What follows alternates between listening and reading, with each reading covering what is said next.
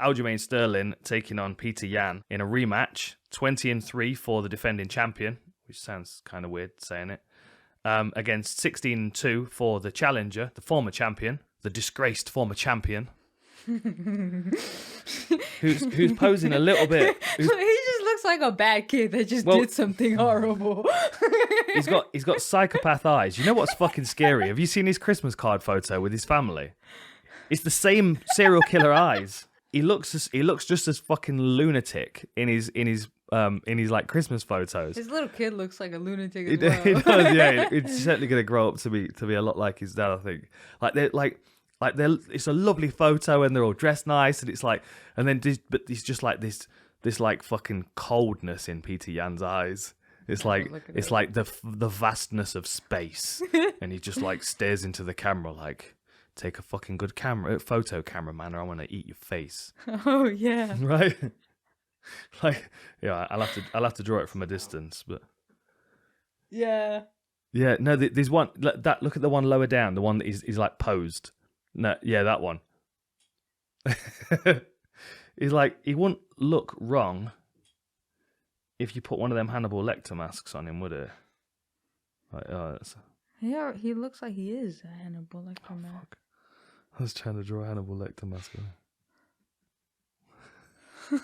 This is like a weird COVID mask. He looks like an outlaw now. He looks like an outlaw.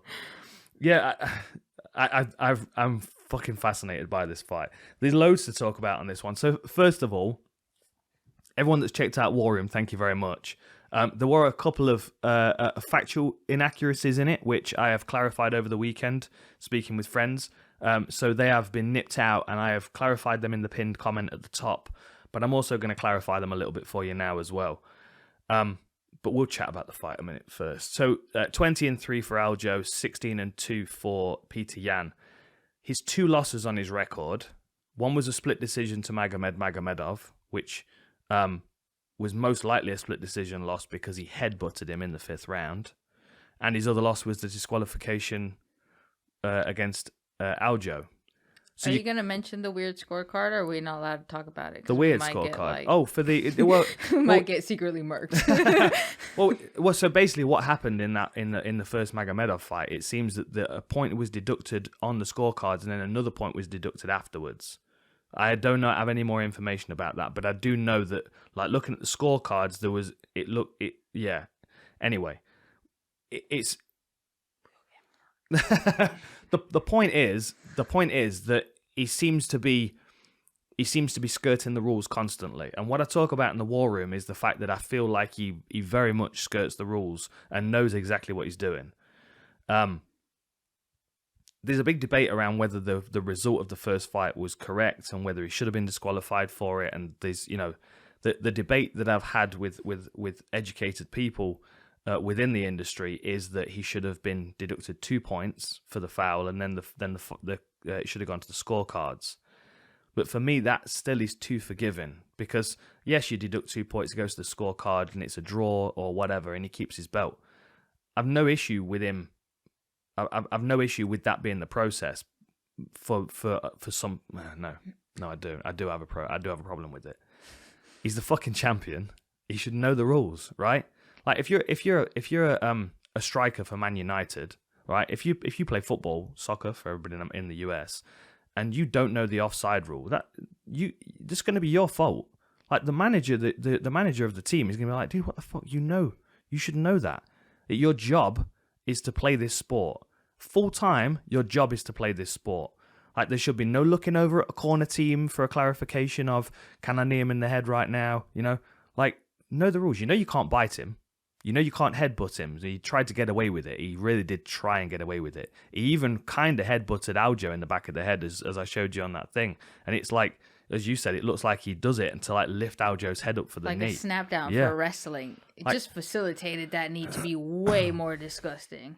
I don't buy that I don't buy that he doesn't know that he couldn't knee him in the head there. And I also don't buy that you can claim ignorance if you're the champion of the weight class. And I will say this, Petr Yan is one of my favourite fighters on the roster. If there's a young fighter out there that wants to learn how to do MMA in the most brutal and direct way, watch Petr Yan. He's excellent. Like, he bossed Aljamain Sterling in those first couple of rounds, toyed with him like an inferior sparring partner. I don't care what anybody says. I've watched enough fights and I've watched enough sparring sessions to know when a motherfucker is absorbing punishment and making you work, right? We watched Jimmy do it to guys at the gym, like walks them down and manhandles them and lets them work, but it gets to the end of the first round and they're like, I've thrown 300 punches and he's still walking forward. And Petr Yan's just going, boom, chest slap to the floor. Like, first of all, I would score that first round for him anyway, based on the knockdown at the end of the round. Second of all, I feel like he wasn't really working hard to dominate the rounds. I think he was forcing Aljo to work, knowing full well that he was going to beat him up for the last 3. So, like, for me, the fight was going in Petr Yan's direction anyway. I just think there was some frustration around the fact that Aljo was now no longer standing and fighting him. And I think he knew what he was doing. And even if he doesn't know what he was doing, that's not an excuse to throw an illegal shot. Like, I get it. His if you're on the prelims, No Mercy. Yeah. Yeah.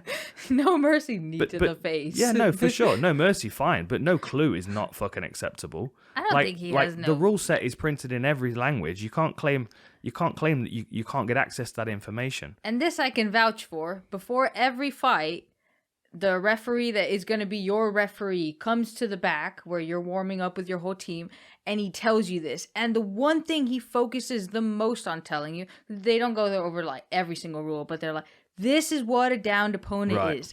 Every single time. And not only that, but if there's somebody else, another fighter warming up in that same area, they go and tell him. Mm-hmm. So like... Downed fighter and back of the head. They're the two things that are always... 12 to 6, and they always mention that. But it like a downed fighter is a clear rule. Like, I know there's a...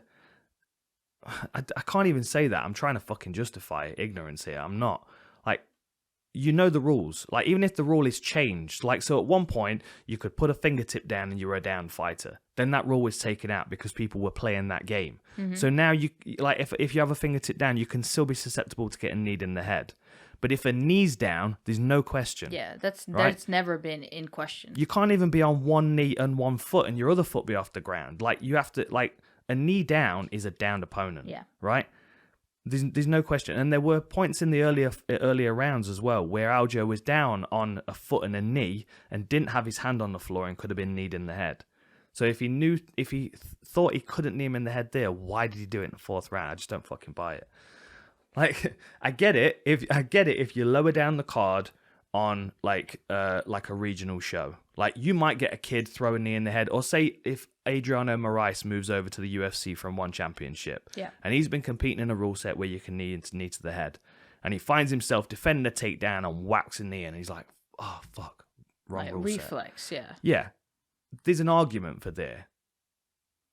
The argument is withdrawn for Petr Yan because in the 2nd and 3rd round he could have broken the same rule that he broke in the 4th, and he chose not to.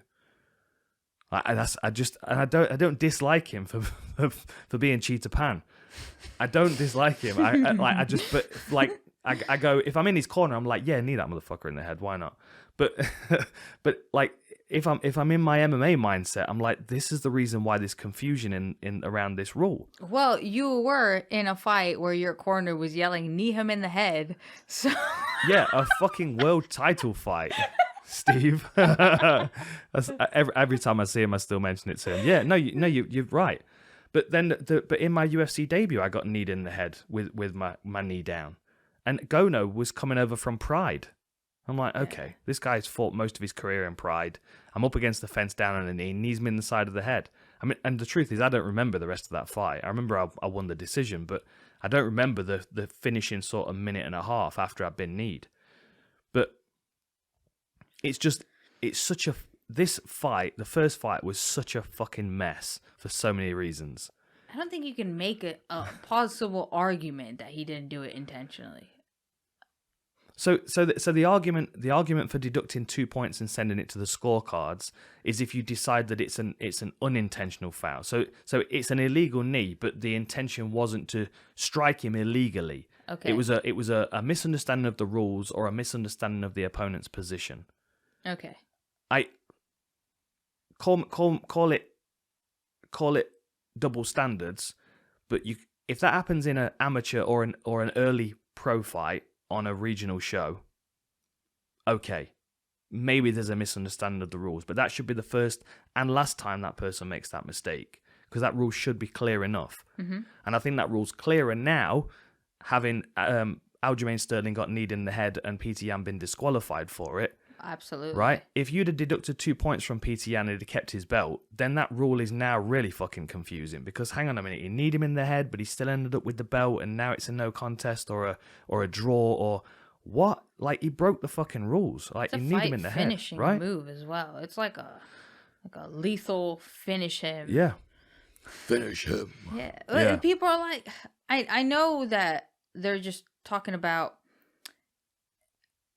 Aljo kind of like playing it up, but well, that's Petr Yan. Like, it's Petr Yan, and he's need you full force in the head. Like, that dude is a little savage. Yeah, he like is going.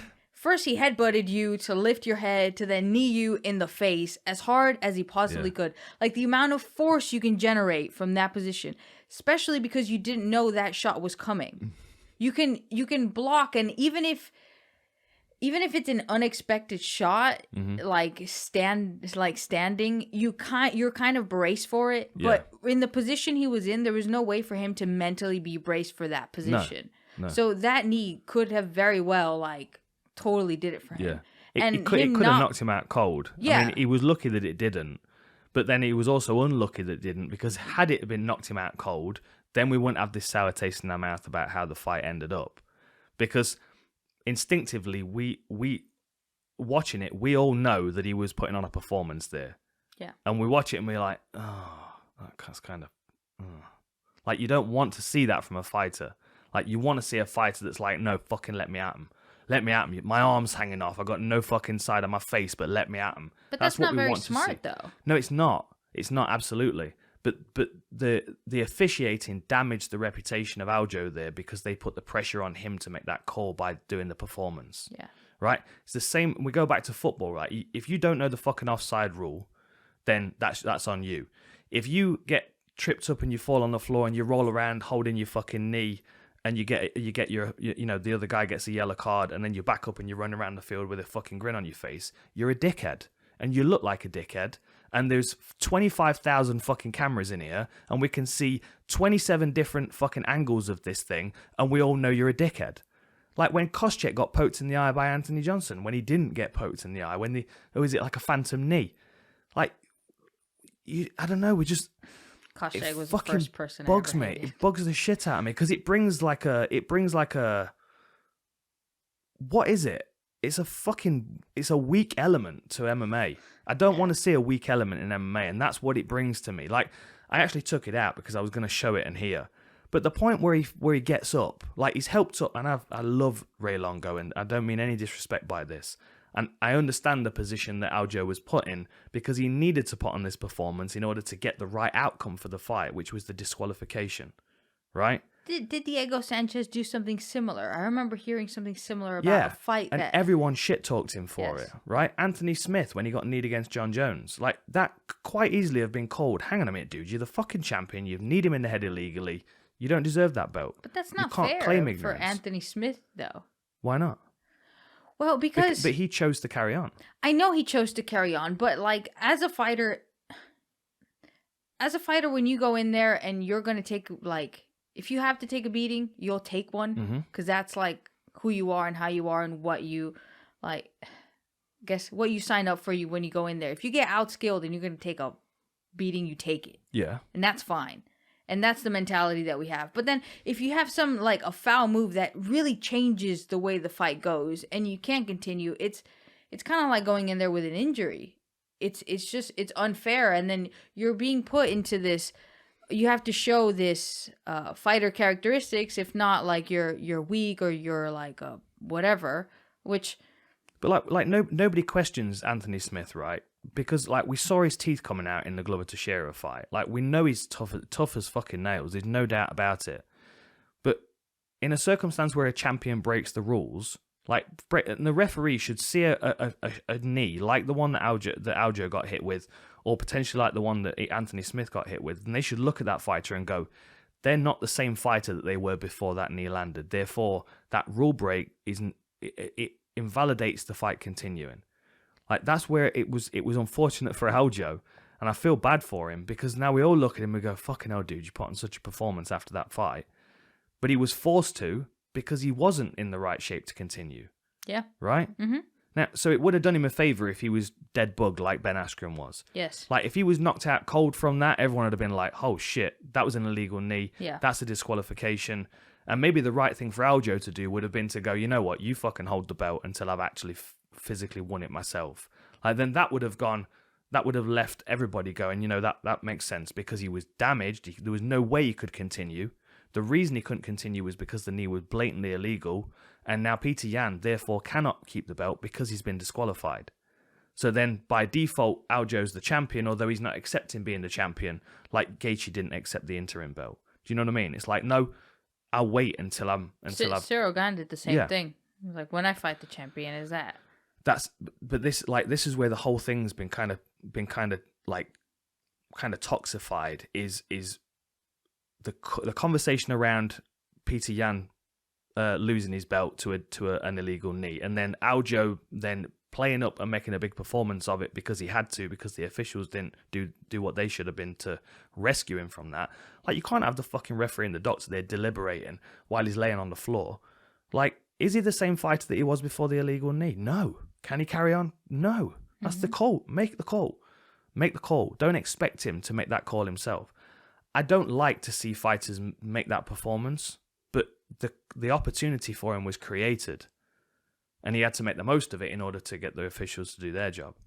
Like, it's the same thing, and I've got a couple of things I want to clarify about the War Room in a minute, but it's the same thing with that Luana Pinheiro upkick against Randa Marcos, and that was a clip I put in here as well. Because, like, the clip that you put, and I haven't got it, I deleted it, I changed my mind, because I don't want to shit on anybody too much, but I just want to highlight this stuff, because that's the reason why we don't like the outcome of this fight. That's the reason why people have changed their mind on Aljo, is because he was put in this situation where he had to, like, roll around on the floor and play the fucking, Premiership fucking footballer. Oh, I think my fucking knee's dislocated from that whiff of my earlobe. You know what I mean? It's but like, it would be less for Luana because she's a girl as well. But and that frustrated me even more, because that was a glancing up kick, and as she fell back, she looked at the referee and broke her fall with her hands, and then was doing this whole, like, not sure where she is, and, like, rolling around from side to side. And, like, when Aljo got up, he was like a fat guy standing up for the first time in 10 hours. He was like, he did that kind of, I think I'm going to fall over. I'm like, dude, you're fucking not, you're fine. Yeah. Like, you're fine. You've been fine for 2 minutes. Stand up. Don't accept the belt, but accept the victory. And let's run it back. The performance was problematic. The legal knee was problematic. The whole fucking circumstance is problematic. I think Petr Yan's going to dominate him this next time around. I think he's going to come in like serial killer fucking eyes. Jesus. He looks a bit like Hasbulla. He's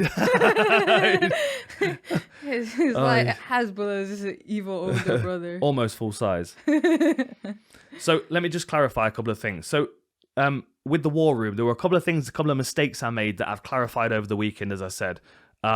We've clipped them out of the War Room. So if there's a couple of little kind of odd, and I'm like, and then I jump into the next bit, just ignore it, because I didn't want the misinformation, the fake news. I didn't want the fake news to be in there. So we've taken those couple of little bits out. Now I've got better information, and I have corrected my way of thinking. So a couple of things I want to clarify. One was this slam. So my understanding was that slamming an opponent intentionally on their head was considered spiking. It turns out... Just record that bit. Oh shit, hang on a minute. Yeah, okay. So it turns out that you can suplex somebody, you can pick them up and turn them and slam them sideways onto their head. That's fine. What you can't do, same as a 12-6 elbow, you can't pick them up and tombstone them onto the head. The only times I can think of a couple of examples of that, one being Bob Sapp against Nogueira in Pride.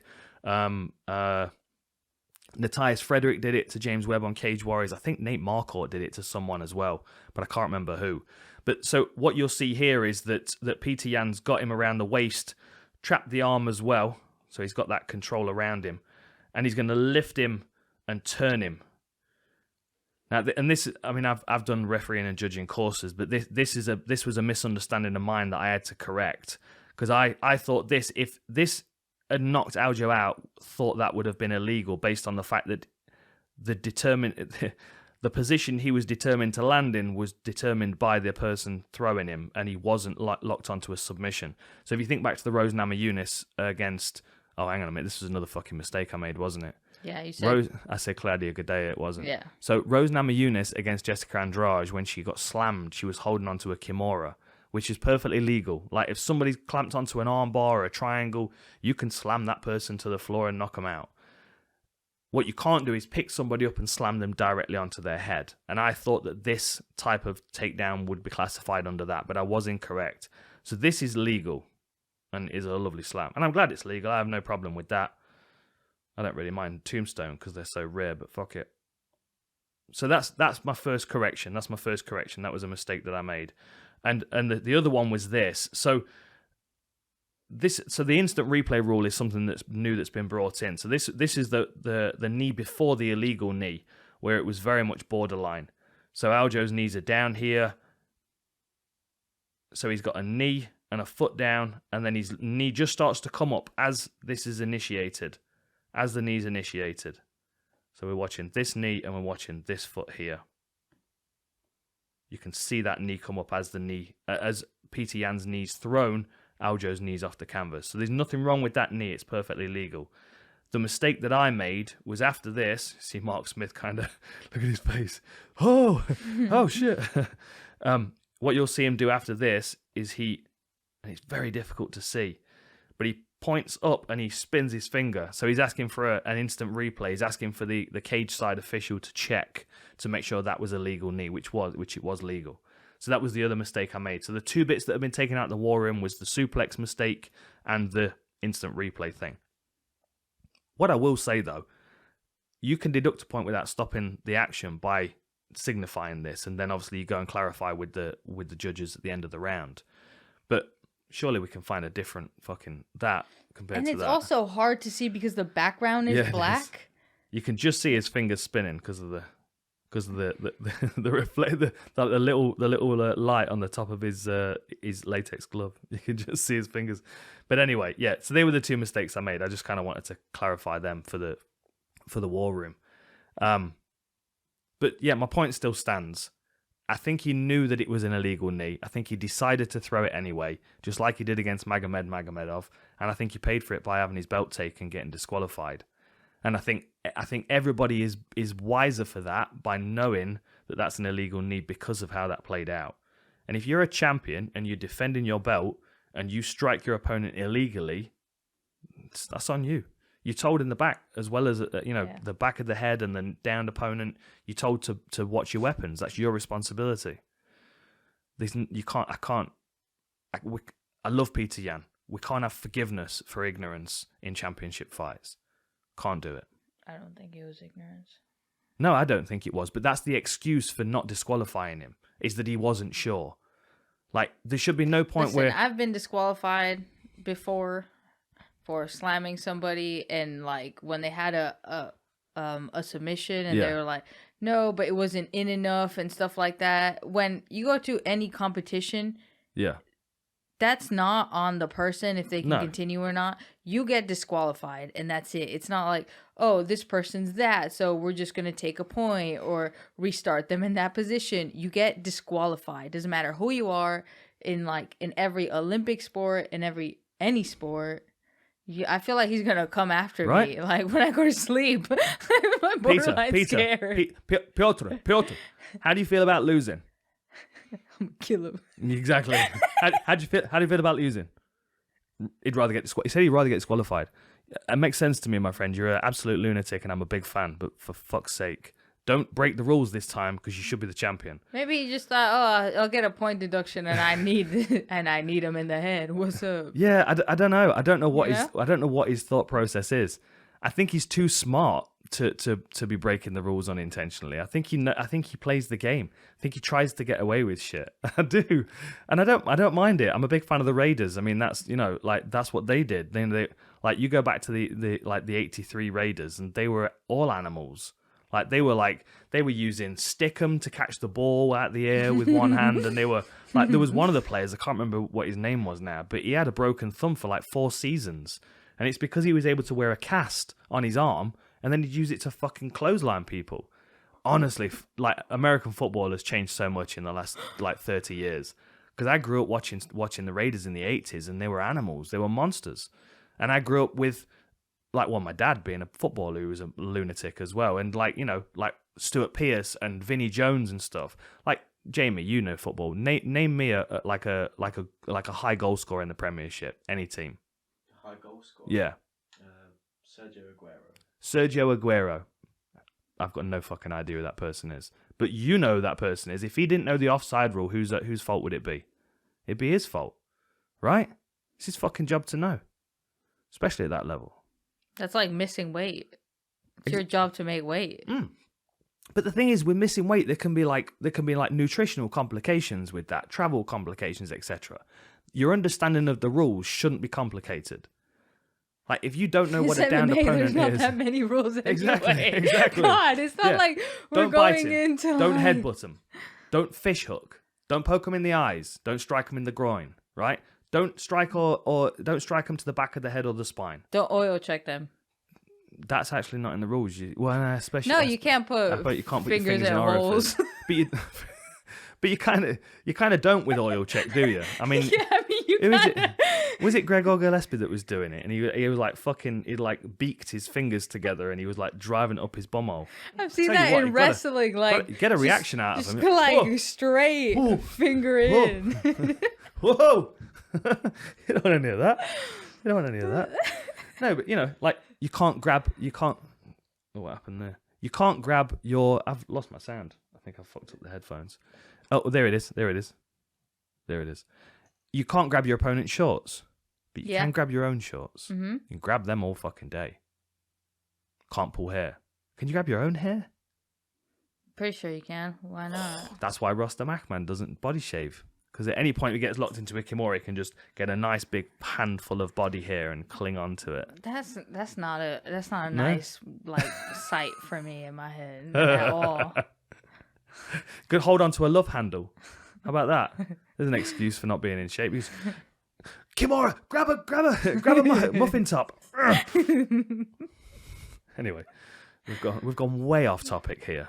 How did we even get to this? Talked about the fight. Tell me what you think about it. I think Petr Yan's gonna do it. Yeah. Yeah. I think like Aljamain's been working super hard, and I understand all the time that it's taken him because neck injuries are horrible to deal with. And when you saw with that slam, like that's had to cause the neck injury. Plus, he's been talking about things that he's had before, and he's been pushing off because there's obviously this like rush to get to the championship level. Because once you're champion, then you can kind of make the rules. You can sit back and go, I'll fight here, and I'll tell you when, and I'll do this. But going up, you can't do that. Yeah. And you can't have that bargain with the UFC. So he's been like working through some stuff that... And you've got to think, slammed on his head, kneed in the head. Then he's got that massive gold chain that he wears around his neck, which must put some fucking strain on them vertebrae. And the belt over one of his shoulders now, which I bet he don't ever fucking put down. Did you see that little video of him with his? I don't want to see that, man. MMA. Like, first of all, I hate stuff if you like buy a rule book that's written in pen on the front, like you could have at least printed that shit out, dude. Print it and laminate it, and make it worthwhile. There was a fighter in one championship that did that. They were stood in the corner, and it was like beating Aoki for dummies or something. But it was like properly like photoshopped the front of it. That, like, yeah. It's a brilliant idea. At least make a fucking effort, man. You know, you got championship money now. You could. You can afford it. You could afford it. Yeah. I didn't like how sloppy Aljo was getting towards the end. Oh.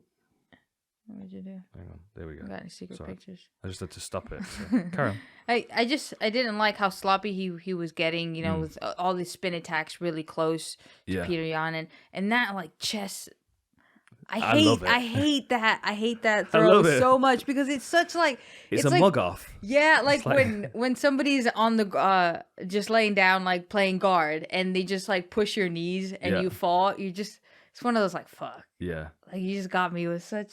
I shouldn't be getting caught with this. And that, I feel like that trip is so much like that for him. And Yeah. with all the training at Tiger Muay Thai, you have to think about the amount of tricks he's gotten from all these Muay Thai fighters, because that's what they're all about. Like, Yeah. they'll just get close and they do these crazy nice trips. Loma, Yeah. what's her last Look name? Bunmi. Yes. Yep. Yeah.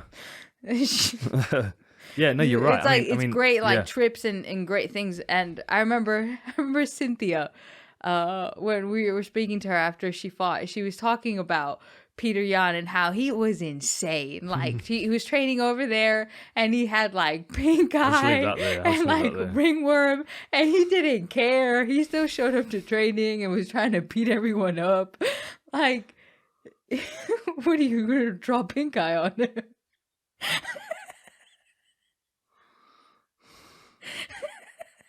I'm trying to make him look more scary, but to be honest, he's no more scary than he is there. It looks more without it. It's just He's fucking naturally terrifying.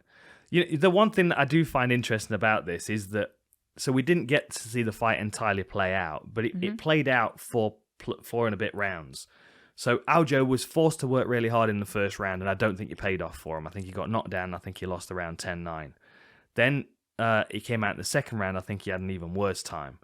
But it was, again, it's like PT Yan was making him work. So it's almost like, you remember Kutalaba against Ankalaev, where he pretended to be unconscious, and like that was his, like, you can't play possum a second time. It's not going to work a second time around. Yes. Like, what does the experience of those 4 rounds and the disqualification change about this next one? Because first of all, Aljo's been in there for 2 rounds and felt pressured and like he can't do anything to stop PT Yan walking him down. He also knows that in 11 takedown attempts, he got 1 and he kept him down for like 10 seconds. Yes. So most likely he's not going to be able to wrestle and beat PT Yan there. He also remembers being really fucking tired and PT Yan walking him down and beating him up. That's not a nice place to be in either. So he's going to work really hard, so we're going to get a better version of Aljo. Yeah, He'll more be like healthier. cardio, like more muscular, Have more you seen in the shape? Is it? Yeah. It's scary. But then he's also fixed the injuries that he was dealing with. But then Peter Yan's coming back in and being like, no way you've been carrying around my belt for a few months, and no way that you deserve More to than ever hold that belt. Yeah, like the mentality of Peter Yan coming in is different again. I think Aljo's going to be a better version of himself than he was last time. Yes. And I think Peter Yan's going to put it on him earlier than he did last time. So I think we're going to get a much, much better fight than the first one, even though the first one was really good. I just hope Peter he behaves himself and doesn't do anything silly, because I honestly think the only person that can beat him beats himself. It's a bit of a Tommy Shelby kind of story, isn't it? I won't put any spoilers in here, but if you not watched the last episode, that'll make sense. I think the only person that beats Peter Yan is Peter Yan himself at this stage. I do like Aljo's style though. It's such a great, like, it's a fun style to watch, and he really tries to be a character. I remember the first time I saw him was the UFC was doing like this like get together thing, and he was just really trying to draw attention to himself, like always took off his shirt whenever he could. He was walking around with a big chain and was talking about fighter pay and like getting more money. So I think and you see with what he did about the performance, he kind of like took it and made it even more like cringy. But still, I don't think that was his intention though. No, I don't think that's how he wanted it to play out. No. But I felt like he saw the financial opportunity and he took it. Yeah, I like Aljo. I think his style is a little bit baseless when he comes up against someone like Peter Yan. I think he's very effective against a lot of guys in the division, because he's got the speed and the wrestling and the athletic ability to make a lot of the chaotic stuff that he does pay off. But then, it's the same. Like, one of the fights I always remember watching was Prince Nassim against Marco Antonio Barrera, because Nassim was a handful for almost everybody he faced. But then he came up against Barrera and it was like, nope. And he just stopped everything, just fire blanketed everything. And that's what Peter Yan did. And I think that's the kryptonite for someone like Aljamain Sterling's style, is if he starts getting into a rhythm and he creates space for himself and he's stinging his opponent, and then they start to second guess their next step forward and they're not quite sure how they're going to approach him or how they're going to control him. But he doesn't, like you said about Korean Zombie as well, he doesn't mind getting hit. Not because he wants to get hit, but because he knows that he can either take the punch well, take the shots well, or he can cover and defend. Like, he's confident in his toughness. Yeah. Something else that I've not mentioned, I meant to mention it in the war room. So he was, what is he, a master of sports? Is he a master of sports in boxing? So he was lined up to compete in a very, very prestigious tournament that would have got him this qualification of sorts. Yeah, master of sports in boxing. There was a medal that he was due to win, and he was like, it was like the finals were the next day, and they went out the night before, and he got into a fist fight and broke both his hands. Like, it just stuck in my mind because in most of those situations, the boxer will go, I'm not fighting this guy in this pub. I'm gonna fight in the championships tomorrow and do my job. Yeah. But he's very in the moment. What's the solution right now? Do you know what I mean? Like, that to me was what came across at that. He was like, well, yeah, I mean, I think he knocked out like 3 guys, but he broke both his hands in the process. Like, you see when second time you said that. Like, you see when he just goes like, oh, I'm going to punch you. Yeah, it stuck out in my mind because it was a reckless decision that makes a lot of sense if you're a lunatic. Yeah. Like, that's logic for a lunatic is what that is. Yeah, no. Yeah. Yeah. Like, I get it. yeah, exactly. I get it, but then I know a lot of fighters that would have been like, nah, I'm not getting involved in that. Aljamain Sterling's not breaking his hands in a street fight when he's got a world championship fight the next day. Peter Yan is, though. Yeah. You know, he might even bite your nose off if you get too close. I definitely get that vibe off him. That's why no I mercy, like him. no limits, no rule book, no holds barred. There you go, NHB. Okay. Should we move on? Yes. You're picking Peter Yan, of course. Yes. Yeah. Good luck, Aljo.